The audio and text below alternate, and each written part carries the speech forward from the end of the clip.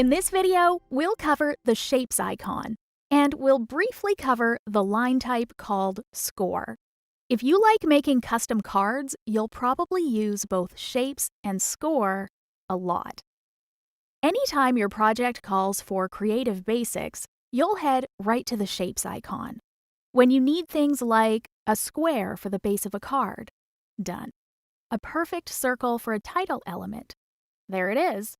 A triangle, star, heart. Yes, there is lots to love about the Shapes icon.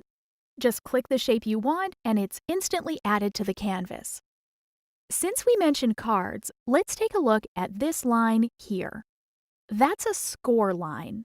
Actually, if you're designing anything with a fold, from an envelope to a 3D cupcake box, scoring is your friend.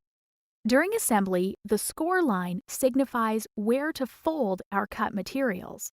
But before that, during the cutting process, the score line tells our Cricut machine exactly where to actually use the scoring tool.